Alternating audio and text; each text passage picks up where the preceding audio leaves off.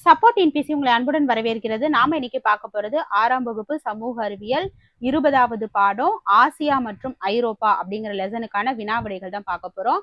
இந்த ஒரு லெசனுக்கு 100 வினாக்கள் நம்ம எடுத்திருக்கிறோம். டெட் பேப்பர் 1 படிக்கிறவங்களுக்கும் சரி, சோசியல் மேஜர் 2 படிக்கிறவங்களுக்கும் சரி, இது ரொம்ப இம்பார்ட்டன்டான ஒரு lesson. Line by line question எல்லாமே நம்ம கவர் பண்ணியிருக்கோம். வீடியோ ஃபுல்லாக பாருங்க, ஸ்கிப் பண்ணாம பாருங்க. இதனுடைய பிடிஎஃப் உங்களுக்கு வேணும் அப்படின்னா ஸ்க்ரீன்ல தெரியக்கூடிய இந்த நம்பருக்கு கால் பண்ணுங்க. இதை எப்படி வாங்கிக்கலாம் அப்படிங்கிற டீட்டெயில் வந்து உங்களுக்கு சொல்லுவாங்க. இப்போ நம்ம ஃபர்ஸ்ட் கொஸ்டினுக்கு போலாம். ஆசியா கண்டம் உலகின் மொத்த நிலப்பரப்பில் சுமார் எத்தனை சதவீதம் பரவியுள்ளது? ஆசியா கண்டம் உலகின் மொத்த நிலப்பரப்பில் சுமார் 30% பரவி உள்ளது. ஆசியா உலகின் மிகப்பெரிய மற்றும் அதிக மக்கள் தொகை கொண்ட கண்டமாகும். இது புவியின் மொத்த நிலப்பரப்பில் 1/3 பகுதியை தன்னுள் கொண்டுள்ளது. ஆசியா உலகின் மிகப்பெரிய மற்றும் அதிக மக்கள் தொகை கொண்ட கண்டமாகும். இது புவியின் மொத்த நிலப்பரப்பில் 1/3 பகுதியை தன்னுள் கொண்டுள்ளது. ஆசியாவையும் ஆப்பிரிக்காவையும் பிரிக்கும் நீர்ச்சந்தி கால்வாய் எது? நீர்ச்சந்தி அல்லது கால்வாய் எது? ஆசியாவையும் ஆப்பிரிக்காவையும் பிரிக்கும் நீர்ச்சந்தி சூயஸ் கால்வாய். இக்கால்வாய் செங்கடலையும் மத்திய தரைக்கடலையும் இணைக்கிறது. இது மனிதனால் உருவாக்கப்பட்ட மிக முக்கியமான கடல்வழி பாதையாகும்.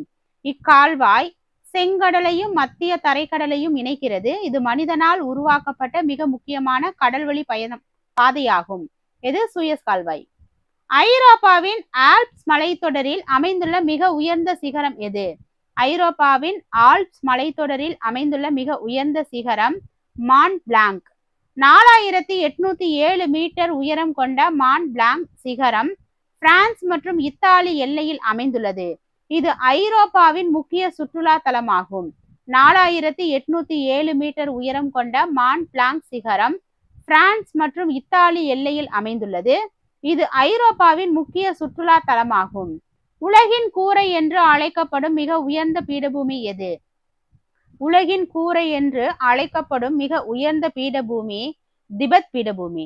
திபெத் பீடபூமி கடல் மட்டத்திலிருந்து மிக உயரத்தில் அமைந்துள்ளது. அதாவது சுமார் 4500 மீட்டர் உயரத்துல அமைஞ்சிருக்கு. இங்கு நிலவும் கடும் குளிரால் இது உலகின் கூரை என புகழப்படுகிறது. இங்க நிலவக்கூடிய கடும் குளிரால் இது உலகின் கூரை என புகழப்படுகிறது. ஆசியாவின் மிக நீளமான ஆறு எது? ஆசியாவின் மிக நீளமான ஆறு யாங்சி. சீனாவில் பாயும் யாங்சி ஆறு ஆசியாவின் மிக நீளமான ஆறாகும். இது சுமார் 6300 கிலோமீட்டர் நீளம் கொண்டு கிழக்கு சீன கடலில் கலக்கிறது. சீனாவில் பாயும் யாங்சி ஆறு ஆசியாவின் மிக நீளமான ஆறாகும். இது சுமார் 6300 கிலோமீட்டர் நீளம் கொண்டு கிழக்கு சீன கடலில் கலக்கிறது. ஐரோப்பாவின் மிக நீளமான ஆறு எது? ஐரோப்பாவின் மிக நீளமான ஆறு வோல்கா. வோல்கா ஆறு ரஷ்யாவில் பாய்ந்து காஸ்பியன் கடலில் கலக்கிறது. இது ஐரோப்பா கண்டத்தின் மிக நீளமான ஆறாக திகழ்கிறது. வோல்கா ஆறு ரஷ்யாவில் பாய்ந்து காஸ்பியன் கடலில் கலக்கிறது. இது ஐரோப்பா கண்டத்தின் மிக நீளமான ஆறாக திகழ்கிறது. ஆசியாவில் அதிக மழை பெறும் இடமான மௌசின்ராம் எந்த நாட்டில் உள்ளது? ஆசியாவில் அதிக மழை பெறும் இடமான மௌசின்ராம் இந்தியாவில் உள்ளது. மேகாலயா மாநிலத்தில் உள்ள மௌசின்ராம் உலகின் அதிக மழை பெறும் பகுதியாகும். இது காசி குன்றுகளின் காற்று மோதும் பக்கத்தில் அமைந்துள்ளது. ஆசியாவில் அதிக மழை பெறும் இடம் மௌசின்ராம். இது இந்தியாவில் இருக்கு, மேகாலயா மாநிலத்துல. உலகின் மிகப்பெரிய தீவு கூட்டம் எது? உலகின் மிகப்பெரிய தீவு கூட்டம் இந்தோனேஷியா. இந்தோனேஷியா 13,000த்திற்கும் மேற்பட்ட சிறிய மற்றும் பெரிய தீவுகளை கொண்டுள்ளது. இது பசிபிக் நெருப்பு வளைய பகுதியில் அமைந்துள்ள எரிமலை தீவுகள் ஆகும். இந்தோனேஷியா 13,000த்திற்கும் மேற்பட்ட சிறிய மற்றும் பெரிய தீவுகளை கொண்டுள்ளது. இது பசிபிக் நெருப்பு வளைய பகுதியில் அமைந்துள்ள எரிமலை தீவுகளாகும். தீபகற்பங்களின் தீபகற்பம் என்று அழைக்கப்படும் கண்டம் எது? தீபகற்பங்களின் தீபகற்பம் என்று அழைக்கப்படும் கண்டம் ஐரோப்பா. ஐரோப்பாவின் வடக்கு, மேற்கு மற்றும் தெற்கு ஆகிய 3 பக்கங்களும் நீரால் சூழப்பட்டுள்ளதால் இது ஒரு பெரிய தீபகற்பமாக பார்க்கப்படுகிறது. ஐரோப்பாவின் வடக்கு, மேற்கு மற்றும் தெற்கு ஆகிய 3 பக்கங்களும் நீரால் சூழப்பட்டுள்ளதால் இது ஒரு பெரிய தீபகற்பமாக பார்க்கப்படுகிறது. எது? ஐரோப்பா. தாரஸ் மற்றும் பாண்டைன் மலைத்தொடர்கள் எந்த முடிச்சியிலிருந்து பிரிகின்றன? தாரஸ் மற்றும் பாண்டைன் மலைத்தொடர்கள் ஆர்மீனியன் முடிச்சிலிருந்து பிரிகின்றன. ஆர்மீனியன் முடிச்சிலிருந்து மேற்கு நோக்கி போன்டைன் மற்றும் தாரஸ் மலைத்தொடர்கள் பிரிகின்றன. இதன் வடக்கே எல்பர்ஸ் மற்றும் காக்கசஸ் மலைகளும் உள்ளன. ஆர்மேனியன் முடிச்சிலிருந்து மேற்கு நோக்கி பான்டைன், அது போன்டைன் கிடையாது, பான்டைன் மற்றும் தாரஸ் மலைத்தொடர்கள் பிரிகின்றன. இதன் வடக்கே எல்பர்ஸ் மற்றும் காக்கசஸ் மலைகளும் உள்ளன. நள்ளிரவு சூரியன் உதிக்கும் நாடு என்று அழைக்கப்படுவது எது? நள்ளிரவு சூரியன் உதிக்கும் நாடு நார்வே. ஆர்டிக் வட்டத்தில் நார்வே அமைந்துள்ளதால் மே மாத இறுதியில் இருந்து ஜூலை வரை இங்கு சூரியன் அடிவானத்திற்கு கீழே மறையாது. ஆர்டிக் வட்டத்தில் நார்வே அமைந்துள்ளதால் மே மாத இறுதியில் இருந்து ஜூலை வரை இங்கு சூரியன் அடிவானத்திற்கு கீழே மறையாது. ஆசியாவையும் வட அமெரிக்காவையும் பிரிக்கும் நீர்ச்சந்தி எது? ஆசியாவையும் வட அமெரிக்காவையும் பிரிப்பது பேரிங் நீர்ச்சந்தி. இது ஆர்டிக் பெருங்கடலையும் பசிபிக் பெருங்கடலையும் இணைக்கிறது. இது ரஷ்யாவையும் அலாஸ்காவையும் பிரிக்கும் எல்லையாகவும் உள்ளது. இது ஆர்டிக் பெருங்கடலையும் பசிபிக் பெருங்கடலையும் இணைக்கிறது. இது ரஷ்யாவையும் அலாஸ்காவையும் பிரிக்கும் எல்லையாகவும் உள்ளது. ஏரிகளின் நாடு என்று அழைக்கப்படும் ஐரோப்பிய நாடு எது? ஏரிகளின் நாடு என்று அழைக்கப்படும் ஐரோப்பிய நாடு பின்லாந்து. பின்னாடிதான் ஏரி இருக்கு அப்படின்னு ஞாபகம் வச்சுக்கோங்க.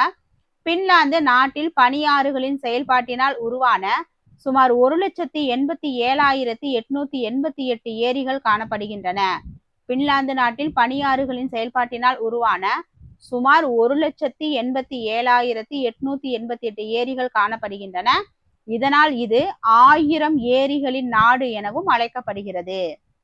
ஐரோப்பாவில் மிக குறைவான மக்கள் அடர்த்தியை கொண்ட நாடு எது? ஐரோப்பாவில் மிக குறைவான மக்கள் அடர்த்தியை கொண்ட நாடு ஐஸ்லாந்து. ஒரு சதுர கிலோமீட்டருக்கு சுமார் 3 பேர் மட்டுமே வசிக்கின்றனர். இங்குள்ள கடுமையான காலநிலையே மக்கள் குடியேற்றம் குறைவாக இருக்க காரணமாகும். ஒரு சதுர கிலோமீட்டருக்கு சுமார் 3 பேர் மட்டுமே வசிக்கின்றனர். உலகின் மிக சிறிய நாடு எது? உலகின் மிகச்சிறிய நாடு வாட்டிகன் சிட்டி. இத்தாலியின் ரோம் நகருக்குள் அமைந்துள்ள இந்நாட்டின் பரப்பளவு வெறும் 0.44 சதுர கிலோமீட்டர் மட்டுமே. இது கத்தோலிக்க திருச்சபையின் தலைமையகமாகும். ஆசியாவின் மிக முக்கிய உணவு பயிர் எது? ஆசியாவின் மிக முக்கிய உணவு பயிர் நெல்.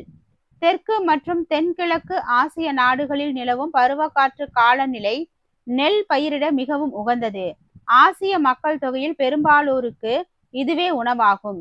தெற்கு மற்றும் தென்கிழக்கு ஆசிய நாடுகளில் நிலவும் பருவக்காற்று காலநிலை நெல் பயிரிட மிகவும் உகந்தது. ஆசிய மக்கள் தொகையில் பெரும்பாலோருக்கு இதுவே உணவாகும். ஐரோப்பாவையும் ஆப்பிரிக்காவையும் பிரிக்கும் நீர்ச்சந்தி எது? ஐரோப்பாவையும் ஆப்பிரிக்காவையும் பிரிக்கும் நீர்ச்சந்தி ஜிப்ரால்டர் நீர்ச்சந்தி.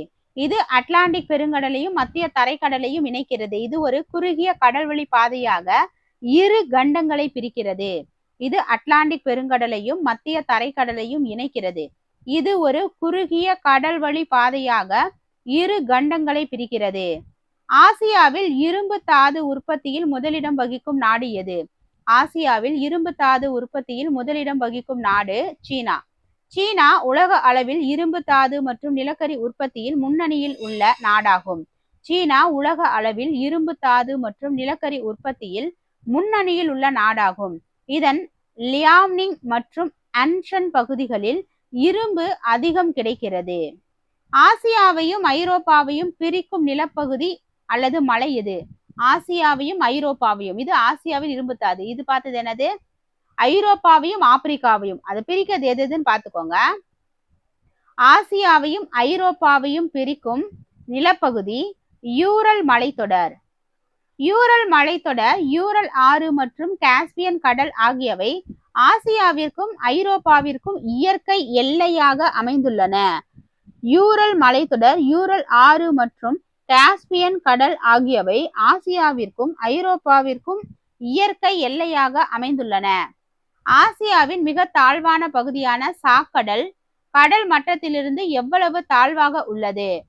ஆசியாவின் மிக தாழ்வான பகுதியான சாக்கடல் கடல் மட்டத்திலிருந்து 402 மீட்டர், -402 மீட்டர்.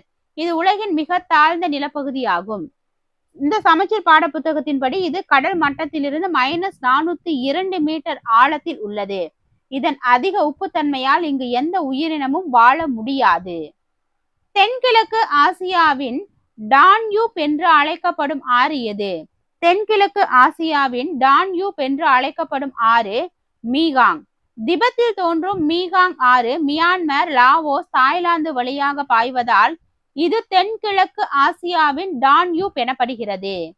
இந்தோனேசிய தீவு கூட்டம் ஆசியாவையும் எந்த கண்டத்தையும் இணைக்கும் வகையில் அமைந்துள்ளது? இந்தோனேசிய தீவு கூட்டம் ஆசியாவையும் எந்த கண்டத்தையும் இணைக்கும் வகையில் அமைந்துள்ளது? ஆஸ்திரேலியா. ஆசியாவின் தென்கிழக்கு பகுதியில் உள்ள இந்தோனேசியா ஆஸ்திரேலியாவிற்கு மிக அருகாமையில் உள்ளது. இது வணிக ரீதியாக ஒரு முக்கிய இணைப்பு பாலமாகும். ஆசியாவின் மிக குளிர்ந்த பாலைவனமான கோபி எவ்வகையான பாலைவனம்? ஆசியாவின் மிக குளிர்ந்த பாலைவனமான கோபி குளிர் பாலைவனம். சீனா மற்றும் மங்கோலியாவில் பரவியுள்ள கோபி பாலைவனம் கடும் குளிரை கொண்டது. இதன் அட்சரேகை அமைப்பால் இங்கு மணலுக்கு பதில் பாறைகளே அதிகம். சீனா மற்றும் மங்கோலியாவில் பரவியுள்ள கோபி பாலைவனம் கடும் குளிரை கொண்டது. இதன் அட்சரேகை அமைப்பால் இங்கு மணலுக்கு பதில் பாறைகளே அதிகம் உள்ளன. மூன்றாம் துருவம் என்று அழைக்கப்படும் பகுதி எது? மூன்றாம் துருவம் என்று அழைக்கப்படும் பகுதி திபெத் பீடபூமி. வட துருவம் மற்றும் தென் துருவத்திற்கு அடுத்தபடியாக அதிக பனி மற்றும் நன்னீர் இருப்பை கொண்டுள்ளதால் திபெத் இவ்வாறு அழைக்கப்படுகிறது. வட துருவம் மற்றும் தென் துருவத்துக்கு அடுத்தபடியாக அதிக பனி மற்றும் நன்னீர் இருப்பை கொண்டுள்ளதால் திபெத் இவ்வாறு அழைக்கப்படுகிறது. ஆசியாவில் மக்கள் நெருக்கம் மிக குறைவாக காணப்படும் பகுதி எது? ஆசியாவில் மக்கள் நெருக்கம் மிக குறைவாக காணப்படும் பகுதி மத்திய மற்றும் வடக்கு ஆசியா. இப்பகுதிகளில் நிலவும் கடும் குளிர் மற்றும் பாலைவன சூழல் காரணமாக மக்கள் குடியேற்றம் மிக குறைவாக உள்ளது. சைபீரியா இதன் முக்கிய பகுதியாகும். யூரேசியா என்பது எதனை குறிக்கிறது? யூரேசியா என்பது ஆசியா பிளஸ் ஐரோப்பா. ஆசியாவும் ஐரோப்பாவும் புவியியல் ரீதியாக ஒரே பெரிய நிலப்பரப்பின் தொடர்ச்சியான பகுதிகளாக காணப்படுகின்றன. கலாச்சார ரீதியாகவே இவை பிரிக்கப்பட்டுள்ளன. யூரேசியா அப்படின்னா ஆசியா, ஐரோப்பா. உலகிலேயே மிக நீளமான ரயில்வே இருப்பு பாதையான டிரான்ஸ் சைபீரியன் எதனை இணைக்கிறது? உலகிலேயே மிக நீளமான ரயில்வே இருப்பு பாதையான டிரான்ஸ் சைபீரியன் லெனின்கிராட் விளாடிவோஸ்டாக்கை இணைக்கிறது. இது ரஷ்யாவில் சுமார் 9289 கிலோமீட்டர் தூரம் வரை நீண்டுள்ளது. இது ரஷ்யாவில் சுமார் 9289 கிலோமீட்டர் தூரம் வரை நீண்டுள்ளது. இது ஆசியாவையும் ஐரோப்பாவையும் இணைக்கும் மிக முக்கியமான போக்குவரத்து பாதையாகும். அடுத்து, தென்கிழக்கு ஆசியாவின் நெல் கிண்ணம் என்று அழைக்கப்படும் நாடு எது? தென்கிழக்கு ஆசியாவின் நெல் கிண்ணம் என்று அழைக்கப்படும் நாடு தாய்லாந்து. தாய்லாந்து ஆசிய அளவில் அதிக நெல் உற்பத்தி மற்றும் ஏற்றுமதி செய்கிறது. இதன் சமவெளிகள் நெல் பயிரிட மிகவும் ஏற்றவை. தாய்லாந்து ஆசிய அளவில் அதிக நெல் உற்பத்தி மற்றும் ஏற்றுமதி செய்கிறது. இதன் சமவெளிகள் நெல் பயிரிட மிகவும் ஏற்றவை. ஆசியாவின் மினரல் ஆயில் அதிகம் கிடைக்கும் பகுதி எது? ஆசியாவின் மினரல் ஆயில் அதிகம் கிடைக்கும் பகுதி மேற்கு ஆசியா. சவுதி அரேபியா, ஈராக், குவைத் மற்றும் ஈரான் போன்ற நாடுகள் பெட்ரோலிய உற்பத்தியில் உலக அளவில் முன்னணியில் உள்ளன. சவுதி அரேபியா, ஈராக், குவைத் மற்றும் ஈரான் போன்ற நாடுகள் பெட்ரோலிய உற்பத்தியில் உலக அளவில் முன்னணியில் உள்ளன. ஐரோப்பாவின் உயர்ந்த சிகரமான மவுண்ட் எலப்ரஸ் என்ற மலையில் அமைந்துள்ளது. ஐரோப்பாவின் உயர்ந்த சிகரமான மவுண்ட் எல்ப்ரஸ் மலை எங்க அமைஞ்சிருக்குன்னு கேட்டிருக்காங்க. காக்கசஸ் மலைத்தொடர் 5642 மீட்டர் உயரம் கொண்ட எல்ப்ரஸ் சிகரம் காகசஸ் மலைத்தொடரில் அமைந்துள்ளது. இதன் ஐரோப்பா கண்டத்தின் மிக உயர்ந்த சிகரமாக கருதப்படுகிறது. ஏரிகளின் நாடு என அழைக்கப்படும் பின்லாந்தில் சுமார் எத்தனை ஏரிகள் உள்ளன? 1,87,888. பின்லாந்தின் நிலப்பரப்பில் கணிசமான பகுதி ஏரிகளால் சூழப்பட்டுள்ளது. இவை பழங்கால பனியாறுகளின் நகர்வால் உருவான பள்ளங்களாகும். ஐரோப்பாவில் எந்த ஆறு 9 நாடுகளை கடந்து செல்கிறது? ஐரோப்பாவில் எந்த ஆறு 9 நாடுகளை கடந்து செல்கிறது? டான்யூப். டான்யூப் ஆறு ஜெர்மனியின் கருங்காட்டில் உற்பத்தியாகி பல நாடுகளின் தலைநகரங்களை கடந்து கருங்கடலில் கலக்கும் முக்கியமான சர்வதேச ஆறாகும். டான்யூப் ஆறு ஜெர்மனியின் கருங்காட்டில் உற்பத்தியாகி பல நாடுகளின் தலைநகரங்களை கடந்து கருங்கடலில் கலக்கும் முக்கியமான சர்வதேச ஆறு. ஐரோப்பாவின் மத்திய தரைக்கடல் பகுதியில் விளையும் ஆலிவ் பழங்கள் எதற்கு புகழ் பெற்றவை? ஐரோப்பாவின் மத்திய தரைக்கடல் பகுதியில் விளையும் ஆலிவ் பழங்கள் எதற்கு புகழ் பெற்றவை? ஒயின் மற்றும் எண்ணெய் உற்பத்திக்கு. ஒயின் மற்றும் எண்ணெய் உற்பத்தி. இப்பகுதியில் நிலவும் மிதமான காலநிலையால் ஆலிவ் மற்றும் திராட்சைகள் உயர்தர எண்ணெய் மற்றும் ஒயின் தயாரிக்க பயன்படுகின்றன. கருங்காடு என்பது ஐரோப்பாவின் எந்த நாட்டில் அமைந்துள்ளது? கருங்காடு என்பது ஜெர்மனியில் அமைந்துள்ளது. அடர்த்தியான ஊசி இலை மரங்களை கொண்ட இக்காடு பார்ப்பதற்கு கருமையாக தோன்றுவதால் இப்பெயர் பெற்றது. இது டான்யூப் ஆற்றின் பிறப்பிடமாகும். உலகின் மிகப்பெரிய உப்பு நீர் ஏரி எது? உலகின் மிகப்பெரிய உப்பு நீர் ஏரி காஸ்பியன் கடல். உலகின் மிகப்பெரிய உப்பு நீர் ஏரி காஸ்பியன் கடல். காஸ்பியன் கடல் ஆசியாவையும் ஐரோப்பாவையும் பிரிக்கும் எல்லையில் அமைந்துள்ளது. இது உலகின் மிகப்பெரிய ஏரி உப்பு நீர் ஏரி ஆகும். ஆசியாவில் உள்ள மலைத்தொடர்கள் அனைத்தும் எந்த இடத்திலிருந்து பிரிந்து செல்கின்றன? ஆசியாவில் உள்ள மலைத்தொடர்கள் அனைத்தும் எந்த இடத்திலிருந்து பிரிந்து செல்கின்றன? பாமிர் முடிச்சு. பாமிர் முடிச்சிலிருந்து இமயமலை, குன்லுன் மற்றும் தியான்ஷான் போன்ற பல மலைத்தொடர்கள் விசிறி வடிவில் ஆசியாவின் பல்வேறு திசைகளுக்கு பிரிகின்றன. பாமிர் முடிச்சிலிருந்து இமயமலை, குன்லுன் மற்றும் தியான் ஷான் போன்ற பல மலைத்தொடர்கள் விசிறி வடிவில் ஆசியாவின் பல்வேறு திசைகளுக்கு பிரிகின்றன. ஆசியாவில் நிலக்கரி உற்பத்தியில் முன்னணியில் இருக்கும் நாடுகள் எவை? ஆசியாவில் நிலக்கரி உற்பத்தியில் முன்னணியில் இருக்கும் நாடுகள் இந்தியா மற்றும் சீனா. சீனா உலகிலேயே நிலக்கரி உற்பத்தியில் முதலிடத்தில் உள்ளது. இந்தியாவும் ஆசியாவில் ஒரு மிக முக்கியமான நிலக்கரி உற்பத்தி நாடாகும். ஐரோப்பாவின் முக்கியமான நிலக்கரி வயல் அமைந்துள்ள ரூர் பகுதி எங்கு உள்ளது? ஐரோப்பாவின் முக்கியமான நிலக்கரி வயல் அமைந்துள்ள ரூர் பகுதி ஜெர்மனியில் அமைந்துள்ளது. ஜெர்மனியின் ரூர் பகுதி நிலக்கரி இருப்பு மற்றும் இரும்பு எஃகு தொழிற்சாலைகளுக்கு உலக புகழ் பெற்றது. இது ஜெர்மனியின் தொழில்துறை இதயம் எனப்படுகிறது. ஜெர்மனியின் ரூர் பகுதி நிலக்கரி இருப்பு மற்றும் இரும்பு எஃகு தொழிற்சாலைகளுக்கு உலக புகழ் பெற்றது. இது ஜெர்மனியின் தொழில்துறை இதயம் என அழைக்கப்படுகிறது. ஆசியாவில் உள்ள புத்தர் சிலைகள் எங்குள்ள குகைகளில் உலக புகழ் பெற்றவை? ஆசியாவில் உள்ள புத்தர் சிலைகள் எங்குள்ள குகைகளில் புகழ் பெற்றவை? லாங்மன் மற்றும் யுங்காங். சீனாவில் அமைந்துள்ள இக்குகை கோவில்கள் மிகச்சிறந்த கலை வேலைப்பாடுகளையும் ஆயிரக்கணக்கான புத்தர் சிலைகளையும் கொண்டுள்ளன.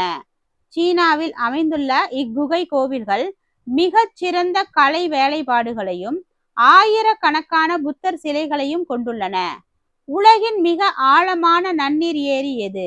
உலகின் மிக ஆழமான நன்னீர் ஏரி பைக்கால் ஏரி. ரஷ்யாவின் சைபீரிய பகுதியில் உள்ள இது உலகின் மிக ஆழமான மற்றும் பழமையான நன்னீர் ஏரியாகும். இது உலகின் 20% நன்னீர் இருப்பை கொண்டுள்ளது. ரஷ்யாவின் சைபீரிய பகுதியில் உள்ள இது உலகின் மிக ஆழமான மற்றும் பழமையான நன்னீர் ஏரியாகும். இது உலகின் 20% நன்னீர் இருப்பை கொண்டுள்ளது. ஆசியாவின் தென்மேற்கு பகுதியில் அமைந்துள்ள அரேபிய பீடபூமி எவ்வகையான பாறைகளால் ஆனது? ஆசியாவின் தென்மேற்கு பகுதியில் அமைந்துள்ள அரேபிய பீடபூமி பழைய படிக பாறைகளால் உருவானது. இது ஆசியாவின் மிகப்பெரிய பீடபூமிகளில் ஒன்று. இது மிகவும் பழமையான மற்றும் உறுதியான படிக பாறைகளால் ஆனது. ஆசியாவின் மக்கள் தொகையின் அடர்த்தி மிக அதிகமாக காணப்படும் பகுதி எது? ஆசியாவின் மக்கள் தொகையின் அடர்த்தி மிக அதிகமாக காணப்படும் பகுதி தெற்கு மற்றும் கிழக்கு ஆசியா. இந்தியா, சீனா மற்றும் ஜப்பான் போன்ற பகுதிகளில் வளமான சமவெளிகள் இருப்பதால் மக்கள் நெருக்கம் அதிகம். உலக மக்கள் தொகையில் பாதிக்கு மேல் இங்கு வசிக்கின்றனர். இந்தியா, சீனா மற்றும் ஜப்பான் போன்ற பகுதிகளில் வளமான சமவெளிகள் இருப்பதால் மக்கள் நெருக்கம் அதிகம். உலக மக்கள் தொகையில் பாதிக்கும் மேல் இங்கு வசிக்கின்றனர். ஆசியாவின் மிக நீளமான யாங்சி ஆறு எங்கு உற்பத்தியாகிறது? ஆசியாவின் மிக நீளமான யாங்சி ஆறு திபெத் பீடபூமியில் உற்பத்தியாகிறது. யாங்சி ஆறு திபெத் பீடபூமியில் தோன்றி சீனா வழியாக பாய்ந்து கிழக்கு சீன கடலில் கலக்கிறது. இது சீனாவின் பொருளாதாரத்தில் முக்கிய பங்கு வகிக்கிறது. யாங்சி திபெத் பீடபூமி யாங்சி ஆறு. ஆசியாவில் உள்ள சாக்கடல் எந்த இரு நாடுகளுக்கு இடையில் அமைந்துள்ளது? ஆசியாவில் உள்ள சாக்கடல் எந்த இரு நாடுகளுக்கு இடையில் அமைந்துள்ளது? ஜோர்டான் மற்றும் இஸ்ரேல். ஜோர்டான் மற்றும் இஸ்ரேல் நாடுகளின் எல்லையில் அமைந்துள்ள இந்நீர்நிலை கடல் மட்டத்தை விட மிக தாழ்வான ஒரு பள்ளத்தில் அமைந்துள்ளது. ஜோர்டான் மற்றும் இஸ்ரேல் நாடுகளின் எல்லையில் அமைந்துள்ள இந்நீர்நிலை கடல் மட்டத்தை விட மிக தாழ்வான ஒரு பள்ளத்தில் அமைந்துள்ளது. ஐரோப்பாவின் நார்வே நாட்டின் கடற்கரை எவ்வகையான நிலத்தோற்றத்திற்கு பெயர் பெற்றது? ஐரோப்பாவின் நார்வே நாட்டின் கடற்கரை எவ்வகையான நிலத்தோற்றத்திற்கு பெயர் பெற்றது? பியாடு கடற்கரை. அது பிஜாடு கிடையாது, ஸ்பெல்லிங் மிஸ்டேக். பியாடு கடற்கரை. பியாடு. ஆப்ஷன் ஏ பாருங்க, பியாடு. பனி ஆறுகளின் அரிப்பினால் உருவான செங்குத்தான பள்ளத்தாக்குகளை கொண்ட கடற்கரைகள் பியார்டு எனப்படுகின்றன. இவை நார்வேயின் அடையாளமாகும். ஐரோப்பாவின் மத்திய தரைக்கடல் பகுதியில் நிலவும் காலநிலையின் சிறப்பம்சம் என்ன? ஐரோப்பாவின் மத்திய தரைக்கடல் பகுதியில் நிலவும் காலநிலையின் சிறப்பு அம்சம் குளிர்காலத்தில் மழை பெய்யும். குளிர்காலத்தில் மழை பெய்யும். இக்காலநிலையில் கோடையில் வறட்சியும் குளிர்காலத்தில் மழையும் பெய்யும். இது எலுமிச்சை, ஆரஞ்சு போன்ற சிட்ரஸ் பழங்கள் வளர மிகவும் ஏற்றதாக இருக்கும். அடுத்து, ஐரோப்பாவின் கோதுமை கிண்ணம் என்று அழைக்கப்படும் நாடு எது? ஐரோப்பாவின் கோதுமை கிண்ணம் என்று அழைக்கப்படும் நாடு உக்ரைன். உக்ரைன் நாட்டின் வளமான கருப்பு மண் ஜெர்னோசம் காரணமாக இது ஐரோப்பாவின் கோதுமை கிண்ணம் என அழைக்கப்படுகிறது. உக்ரைன் நாட்டின் வளமான கருப்பு மண் காரணமாக இது ஐரோப்பாவின் கோதுமை கிண்ணம் என அழைக்கப்படுகிறது. ஐரோப்பாவின் மிக குறுகிய மற்றும் முக்கியமான ஆங்கில கால்வாய் எந்த இரு நாடுகளை பிரிக்கிறது? ஐரோப்பாவின் மிக குறுகிய மற்றும் முக்கியமான ஆங்கில கால்வாய் பிரான்ஸ் மற்றும் இங்கிலாந்தை பிரிக்கிறது. இக்கால்வாய் அட்லாண்டிக் பெருங்கடலை வடகடலுடன் இணைக்கிறது. இது உலகிலேயே மிகவும் பரபரப்பான கப்பல் போக்குவரத்து பாதைகளில் ஒன்றாகும். இக்கால்வாய் அட்லாண்டிக் பெருங்கடலை வடகடலுடன் இணைக்கிறது. இது உலகிலேயே மிகவும் பரபரப்பான கப்பல் போக்குவரத்து பாதைகளில் ஒன்று. பிரான்ஸ் மற்றும் இங்கிலாந்து. ஸ்பெயின் மற்றும் பிரான்ஸ் நாடுகளுக்கு இடையே இயற்கையாகவே அமைந்துள்ள எல்லை பைரனீஸ் மலைத்தொடர். பைரனீஸ் மலைத்தொடர் ஸ்பெயினையும் பிரான்சையும் பிரிக்கும் ஒரு இயற்கை எல்லை. இது ஐரோப்பாவின் தெற்கு பகுதியில் அமைந்துள்ளது. இது ஐரோப்பாவின் தெற்கு பகுதியில் அமைந்துள்ளது. உலகிலேயே பேரிச்சம்பழம் உற்பத்தியில் முதலிடம் வகிக்கும் நாடு எது? உலகிலேயே பேரிச்சம்பழம் உற்பத்தியில் முதலிடம் வகிக்கும் நாடு ஈராக். ஈராக் பேரிச்சம்பழம் உற்பத்தியில் ஆசியாவில் முன்னணியில் உள்ள நாடாகும். டைகிரிஸ் மற்றும் யூப்ரட்டிஸ் ஆற்று சமவெளிகளில் இவை அதிகம் விளைகின்றன. ஆசியாவில் அரேபிய பீடபூமிக்கும் தக்கான பீடபூமிக்கும் இடையில் அமைந்துள்ள முக்கியமான தீபகற்பம் எது? ஆசியாவில் அரேபிய பீடபூமிக்கும் தக்கான பீடபூமிக்கும் இடையில் அமைந்துள்ள முக்கியமான தீபகற்பம் இந்திய தீபகற்பம். ஆசியாவின் தெற்கு பகுதியில் 3 முக்கியமான தீபகற்பங்கள் உள்ளன. அவை அரேபிய தீபகற்பம், இந்திய தீபகற்பம் மற்றும் இந்தோ சீன தீபகற்பம். ஆசியாவின் தெற்கு பகுதியில் 3 முக்கியமான தீபகற்பங்கள் உள்ளன. அவை அரேபிய தீபகற்பம், இந்திய தீபகற்பம் மற்றும் இந்தோ சீன தீபகற்பம். ஐரோப்பாவின் மேற்கு பகுதியில் வீசும் மேற்கத்திய காற்றுகள் எதை கொண்டு வருகின்றன? ஐரோப்பாவின் மேற்கு பகுதியில் வீசும் மேற்கத்திய காற்றுகள் எதை கொண்டு வருகின்றன? மழை பொழிவு. அட்லாண்டிக் பெருங்கடலிலிருந்து வீசும் இக்காற்றுகள் ஐரோப்பாவின் மேற்கு பகுதியில் ஆண்டு முழுவதும் மழையை தருகின்றன. இதனால் இப்பகுதி மிதமான தட்பவெப்பத்தை கொண்டுள்ளது. ஆசியாவையும் ஆப்பிரிக்காவையும் இணைக்கும் சிறிய நிலப்பகுதி சூயஸ் நிலச்சந்தி. இது ஆசியாவையும் ஆப்பிரிக்காவையும் இணைக்கும் குறுகிய நிலப்பகுதி. இங்குதான் புகழ்பெற்ற சூயஸ் கால்வாய் வெட்டப்பட்டு கப்பல் போக்குவரத்து நடைபெறுகிறது. சூயஸ் நிலச்சந்தி இது ஆசியாவையும் ஆப்பிரிக்காவையும் இணைக்கும் குறுகிய நிலப்பகுதி. ஆசியாவில் தகரம் உற்பத்தியில் முன்னணியில் உள்ள நாடுகள் எவை? டின் உற்பத்தியில் சீனா மற்றும் மலேசியா. உலக தகர உற்பத்தியில் சீனா, மலேசியா மற்றும் இந்தோனேஷியா ஆகிய நாடுகள் முக்கிய பங்கு வகிக்கின்றன. இது மின் கலன்கள் மற்றும் உலோக கலவைகள் தயாரிக்க பயன்படுகின்றன. ஐரோப்பாவின் டைரி பொருட்கள் உற்பத்திக்கு உலக புகழ்பெற்ற நாடு எது? ஐரோப்பாவின் டைரி பொருட்கள் உற்பத்திக்கு உலக புகழ்பெற்ற நாடு டென்மார்க். பால், வெண்ணெய் மற்றும் பாலாடை கட்டி தயாரிப்பில் டென்மார்க் மிகவும் முன்னேறிய நாடு. இங்கு நவீன கால்நடை வளர்ப்பு முறைகள் பின்பற்றப்படுகின்றன. பால், வெண்ணெய் மற்றும் பாலாடை கட்டி தயாரிப்பில் டென்மார்க் மிகவும் முன்னேறிய நாடு. இங்கு நவீன கால்நடை வளர்ப்பு முறைகள் பின்பற்றப்படுகின்றன. ஆசியாவில் அமைந்துள்ள சுண்ணாம்பு பாறை நிலத்தோற்றங்களுக்கு சிறந்த உதாரணம் எது? ஆசியாவில் அமைந்துள்ள சுண்ணாம்பு பாறை நிலத்தோற்றங்களுக்கு சிறந்த உதாரணம் குயிலின் மலைகள். சீனாவில் உள்ள குயிலின் மலைகள் நீரினால் அரிக்கப்பட்ட சுண்ணாம்பு பாறை நிலத்தோற்றங்களுக்கு மிகச்சிறந்த உதாரணமாகும். அரிக்கப்பட்ட மலைகள் நீரினால் அரிக்கப்பட்ட சுண்ணாம்பு பாறை நிலத்தோற்றங்களுக்கு மிகச்சிறந்த உதாரணம்.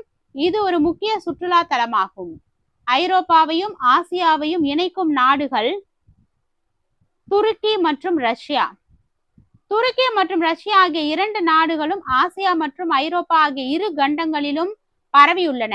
இவை கண்டம் கடந்த நாடுகள் எனப்படுகின்றன. துருக்கி மற்றும் ரஷ்யா ஆகிய இரண்டு நாடுகளும் ஆசியா மற்றும் ஐரோப்பா ஆகிய இரு கண்டங்களிலும் பரவியுள்ளன. இவை கண்டம் கடந்த நாடுகள் எனப்படுகின்றன. ஆங்கூர்வாட் கோவில் அமைந்துள்ள நாடு எது? ஆங்கூர்வாட் கோவில் அமைந்துள்ள நாடு கம்போடியா. கம்போடியாவில் உள்ள இது உலகின் மிகப்பெரிய இந்து கோவில் வளாகம்.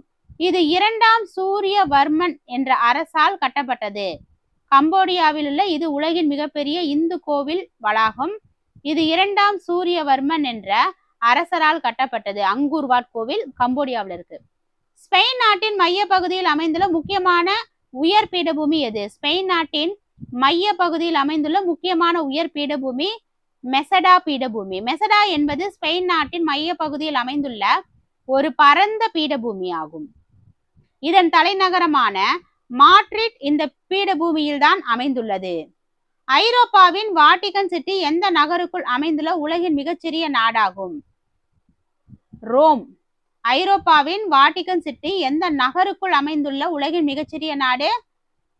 ரோம். இத்தாலியின் தலைநகரான ரோம் நகரத்திற்குள் அமைந்துள்ள நாடு. இது சுமார் 1000 பேர் மட்டுமே வாழும் மிக சிறிய இறையாண்மை கொண்ட நாடாகும். ஆசியாவின் எண்ணெய் வளங்கள் அதிகம் காணப்படும் தென்மேற்கு ஆசிய நாடுகள் எவை? ஆசியாவின் எண்ணெய் வளங்கள் அதிகம் காணப்படும் தென்மேற்கு ஆசிய நாடுகள் சவுதி அரேபியா, ஈராக், குவைத். உலக அளவில் பெட்ரோலியம் மற்றும் இயற்கை எரிவாயு இருப்பு மற்றும் உற்பத்தியில் இப்பகுதி முதன்மை வகிக்கிறது. இது உலக எரிசக்தி மையம் எனப்படுகிறது. Saudi Arabia, Iraq, Kuwait. ஆசியாவின் திபெத் பீடபூமி எவ்வகையான பீடபூமிக்கு சிறந்த உதாரணமாகும்? ஆசியாவின் திபெத் பீடபூமி எவ்வகையான பீடபூமிக்கு சிறந்த உதாரணம்? மலைகளுக்கு இடைப்பட்ட பீடபூமி. இமயமலை மற்றும் குன்லுன் மலைத்தொடர்களுக்கு இடையில் அமைந்துள்ளதால் இது மலைகளுக்கு இடைப்பட்ட பீடபூமி எனப்படுகிறது. இது ஆசியாவின் பல நதிகளின் பிறப்பிடமாகும். ஆசியாவில் தகரம் உற்பத்தியில் முதலிடம் வகிக்கும் நாடு எது? ஆசியாவில் தகரம் உற்பத்தியில் முதலிடம் வகிக்கும் நாடு சீனா. சீனா உலக அளவில் தகர உற்பத்தியில் முதலிடத்தில் உள்ளது. இதன் யுன்னான் மாகாணத்தில் அதிக அளவிலான தகர சுரங்கங்கள் உள்ளன. ஆசியாவின் தென்மேற்கு பருவக்காற்றுகள் வீசும் காலம் எது? ஆசியாவின் தென்மேற்கு பருவக்காற்றுகள் வீசும் காலம் ஜூன் முதல் செப்டம்பர் வரை. இக்காற்றுகள் இந்திய பெருங்கடலில் இருந்து ஈரப்பதத்தை கொண்டு வந்து தெற்கு மற்றும் தென்கிழக்கு ஆசியாவிற்கு மழையை தருகின்றன.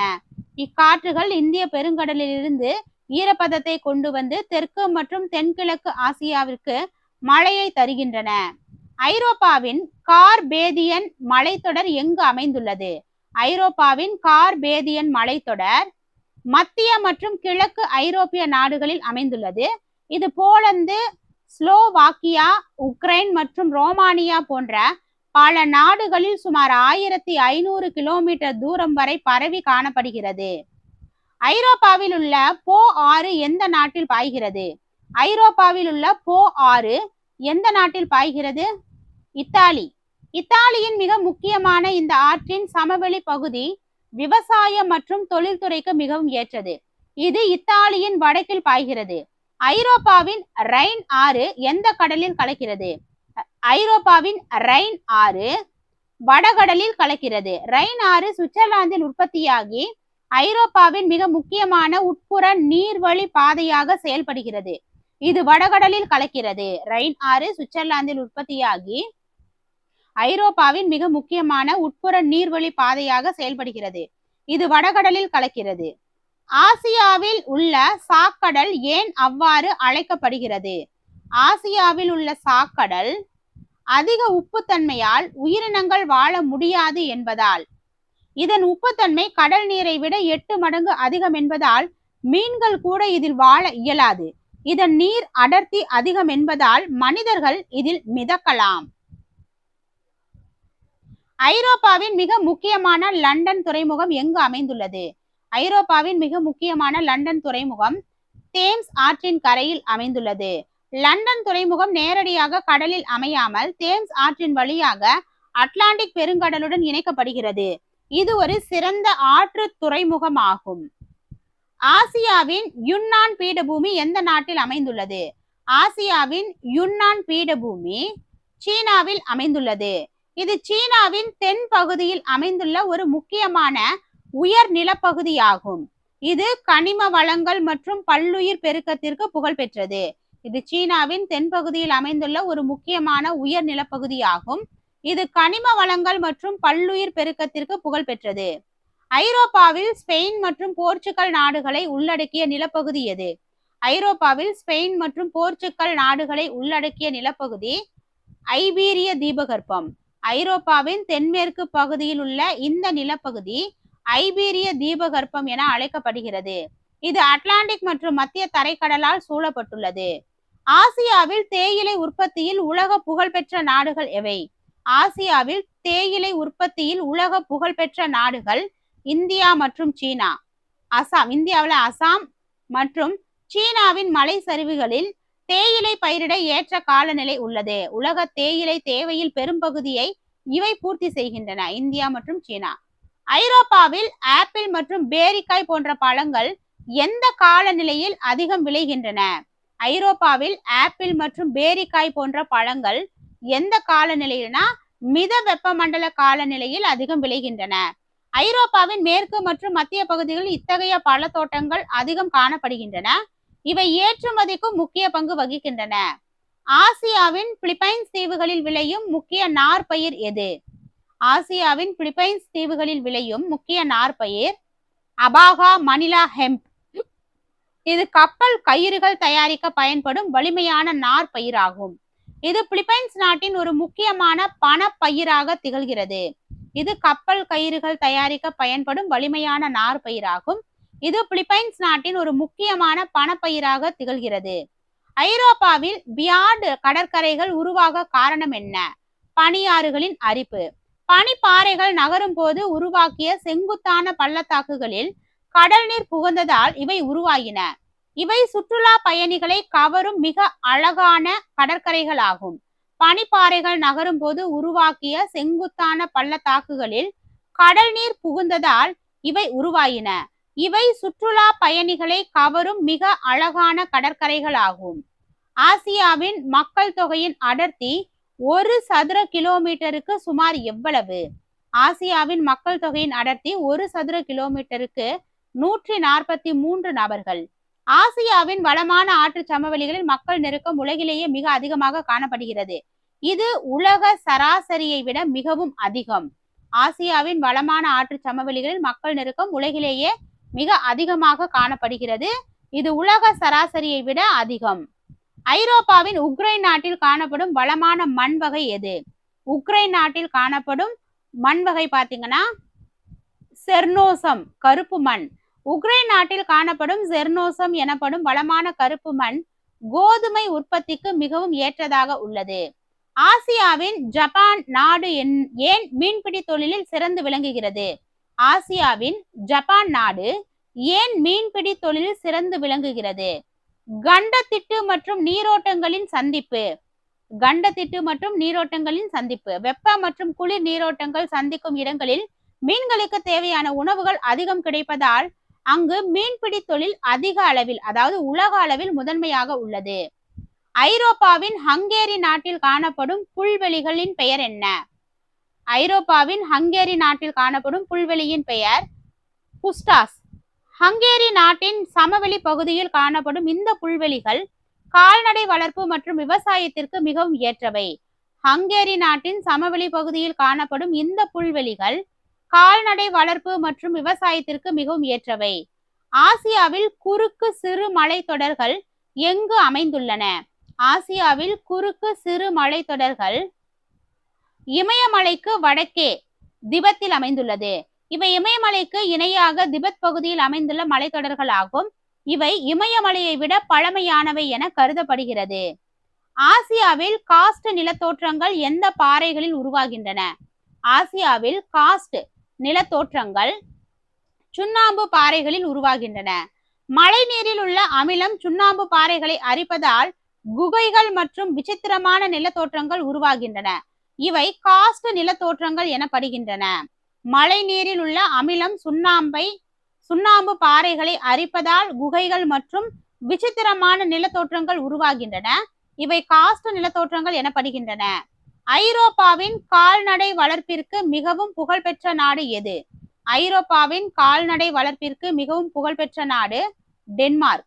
டென்மார்க் அதன் பால் பண்ணை தொழில் மற்றும் நவீன தொழில்நுட்ப கால்நடை வளர்ப்பு முறைகளுக்கு உலக புகழ் பெற்றது. டென்மார்க் அதன் பால் பண்ணை தொழில் மற்றும் நவீன தொழில்நுட்ப கால்நடை வளர்ப்பு முறைகளுக்கு புகழ் பெற்றது. ஆசியாவில் நெல் உற்பத்தியில் உலகிலேயே முதலிடம் வகிக்கும் நாடு எது? ஆசியாவில் நெல் உற்பத்தியில் உலகிலேயே முதலிடம் வகிக்கும் நாடு சீனா. இந்த பி ஆப்ஷன் வந்து வியட்நாம் கொடுத்திருக்க, டைப்பிங் மிஸ்டேக், அதை விட்டுருங்க. ஆன்சர் வந்து பாத்தீங்கன்னா சீனா. சீனா உலக அளவில் நெல் உற்பத்தியில் முதலிடத்தில் உள்ளது. அதன் தெற்கு பகுதிகளில் அதிக அளவில் நெல் பயிரிடப்படுகிறது. சீனா உலக அளவில் நெல் உற்பத்தியில் முதலிடத்தில் உள்ளது. ஐரோப்பாவின் மத்திய தரைக்கடல் காலநிலை எந்த பழங்கள் பயிரிட மிகவும் ஏற்றது? ஐரோப்பாவின் மத்திய தரைக்கடல் காலநிலை எந்த பழங்கள் பயிரிட மிகவும் ஏற்றது? எலுமிச்சை, நாரத்தை மற்றும் ஆலிவ். சிட்ரஸ் வகை பழங்கள் விளைய இந்த மிதமான காலநிலை உகந்தது. இப்பகுதி பழங்கள் மற்றும் ஒயின் ஏற்றுமதியில் முக்கிய பங்கு வகிக்கிறது. ஆசியாவில் உள்ள ஆங்கூர்வாட் கோவில் எந்த கடவுளுக்காக கட்டப்பட்டது? அங்கோர்வாட் அப்படின்னு சொல்லுவாங்க, அங்கூர்வாட்னு. ஆசியாவில் உள்ள அங்கோர்வாட் கோவில் எந்த கடவுளுக்காக கட்டப்பட்டதுன்னா விஷ்ணு. இது உலகின் மிகப்பெரிய சமய கோவில்.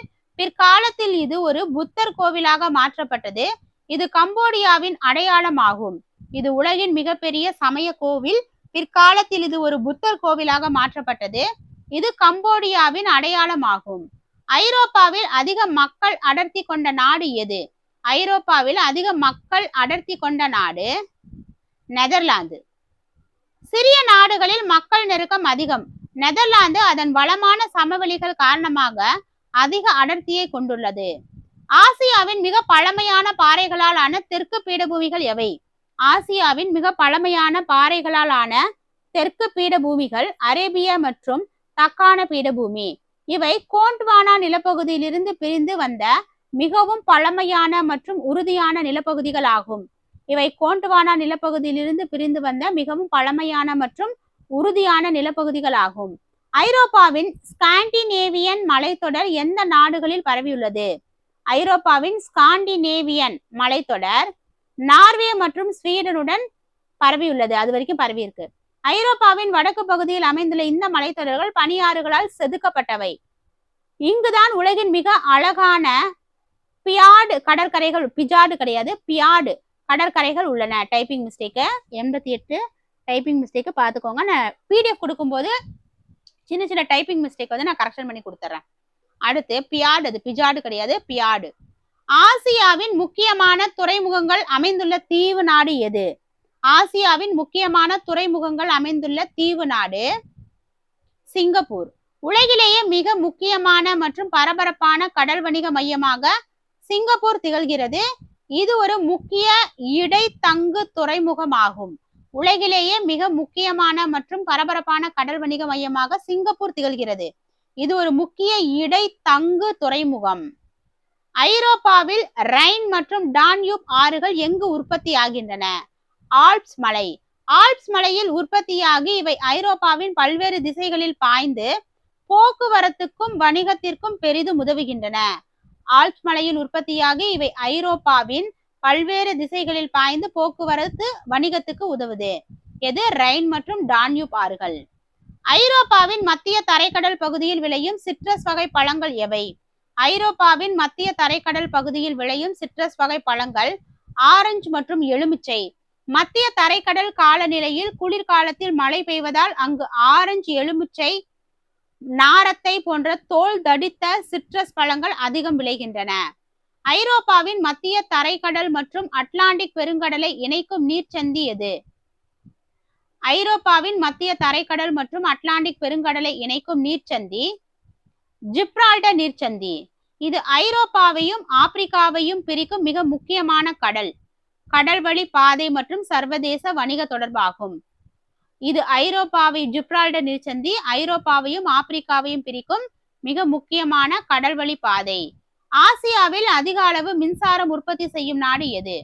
ஆசியாவில் அதிக அளவு மின்சாரம் உற்பத்தி செய்யும் நாடு சீனா. சீனா நீர் மின்சாரம், நிலக்கரி மற்றும் அணுசக்தி மூலம் மின்சாரம் தயாரிப்பதில் ஆசியாவிலேயே முதலிடத்தில் உள்ளது. சீனா நீர் மின்சாரம், நிலக்கரி, அணுசக்தி மூலம் மின்சாரம் தயாரிப்பதில் ஆசியாவிலேயே முதலிடத்தில் உள்ளது. ஐரோப்பாவில் ரயில் போக்குவரத்து மிக சிறப்பாக வளர்ச்சி அடைந்து இருப்பதற்கு காரணம் என்ன? ஐரோப்பாவில் ரயில் போக்குவரத்து மிக சிறப்பாக வளர்ச்சி அடைந்திருப்பதற்கு காரணம் சமமான நிலப்பரப்பு மற்றும் தொழில்நுட்ப வளர்ச்சி. ஐரோப்பாவின் சமமான நிலப்பரப்பு, நவீன தொழில்நுட்பம் இணைந்து அங்கு அதிவேக ரயில் போக்குவரத்தை சாத்தியப்படுத்தியுள்ளன. ஆசியாவின் மலேசியா நாட்டில் விளையும் மிக முக்கியமான பணப்பயிர் எது? ஆசியாவின் மலேசியா நாட்டில் விளையும் மிக முக்கியமான பணப்பயிர் ரப்பர். ஆசியாவின் ரப்பர் உற்பத்தியில் மலேசியா மற்றும் இந்தோனேசியா ஆகிய நாடுகள் முன்னணியில் உள்ளன. இது தொழில்துறையில் முக்கிய மூலப்பொருள் ஆகும். ஐரோப்பாவின் கிறிஸ்தவ மதம் தலைமையகம் எங்கு உள்ளது? ஐரோப்பாவின் கிறிஸ்தவ மதம் தலைமையகம் வாட்டிகனில் உள்ளது. இது உலகிலேயே மிகச்சிறிய சுதந்திர நாடாகும். இங்கு கத்தோலிக்க திருச்சபையின் தலைவரான போப் வசித்து வருகிறார். இது உலகிலேயே ஒரு மிகச்சிறிய சுதந்திர நாடாகும். இங்கு கத்தோலிக்க திருச்சபையின் தலைவரான போப் வசித்து வருகிறார். ஆசியாவில் குளிர்கால பருவத்தில் நிலவும் காற்றின் திசை என்ன? ஆசியாவில் குளிர்கால பருவத்தில் நிலவும் காற்றின் திசை நிலத்திலிருந்து கடலை நோக்கி. இதனால் ஆசியாவின் பெரும் பகுதிகளில் குளிர்காலத்தில் வறண்ட வானிலையே நிலவுகிறது. இது கோடைக்கால பருவ காற்றுக்கு நேர் எதிரானதாகும். ஐரோப்பாவின் ரஷ்யா நாட்டில் பாயும் எந்த ஆறு காஸ்பியன் கடலில் கலக்கிறது? ஐரோப்பாவின் ரஷ்யா நாட்டில் பாயும் எந்த ஆறு காஸ்பியன் கடலில் கலக்கிறது? வோல்கா. இது ஐரோப்பாவின் மிக நீளமான ஆறு மற்றும் இது ஒரு முக்கியமான உட்புற நீர்வழி பாதையாக ரஷ்யாவின் வணிகத்திற்கு பயன்படுகிறது. ஆசியாவில் முக்கியமான தொழில்துறை பகுதிகள் அதிகமுள்ள நாடு எது? ஆசியாவில் முக்கியமான தொழில்துறை பகுதிகள் அதிகமுள்ள நாடு ஜப்பான். ஜப்பான் அதன் நவீன தொழில்நுட்பம், மின்னணு பொருட்கள் மற்றும் வாகன உற்பத்தியில் ஆசியாவின் முன்னோடி நாடாக உள்ளது. ஆசியாவையும் ஐரோப்பாவையும் இணைத்து யூரேசியா என்று அழைக்க காரணம் என்ன? ஆசியாவையும் ஐரோப்பாவையும் இணைத்து யூரேசியா என்று அழைக்க காரணம் இரண்டும் ஒரே நிலப்பரப்பின் தொடர்ச்சி என்பதால். இவை புவியியல் ரீதியாக ஒரே பெரிய நிலப்பகுதியாக இருந்தாலும் வரலாற்று மற்றும் கலாச்சார ரீதியாக இரண்டு வெவ்வேறு கண்டங்களாக பிரிக்கப்பட்டுள்ளன. இவை புவியியல் ரீதியாக ஒரே பெரிய நிலப்பகுதியாக இருந்தாலும் வரலாற்று மற்றும் கலாச்சார ரீதியாக இரண்டு வெவ்வேறு கண்டங்களாக பிரிக்கப்பட்டுள்ளன. இதோட பாத்தீங்க அப்படின்னா இந்த லெசன்ல வந்து பாத்தீங்க அப்படின்னா 100 வினாக்கள் வந்து நமக்கு கம்ப்ளீட் ஆயிடுச்சு. இது வந்து ஃபுல்லாவே பாத்தீங்க அப்படின்னா நீங்க படிச்சுதான் ஆகணும். கொஞ்சம் கஷ்டமான ஒரு லெசன் தான். இதனுடைய பிடிஎஃப் வேணும் அப்படின்னா ஸ்கிரீன்ல தெரியக்கூடிய இந்த நம்பருக்கு கால் பண்ணுங்க. இது எப்படி வாங்கிக்கலாம் அப்படிங்கிற டீட்டெயில் வந்து சொல்றேன். எல்லா கொஸ்டினுமே இல்ல முழுசா எடுத்துட்டோம். எதுவுமே இல்ல விடுபடல. இந்த வீடியோ உங்களுக்கு எந்த அளவுக்கு பிடிச்சிருக்கு, எந்த அளவுக்கு பயனுள்ளதா இருக்கு அப்படிங்கறத மறக்காம கமெண்ட் பண்ணுங்க. தேங்க்யூ.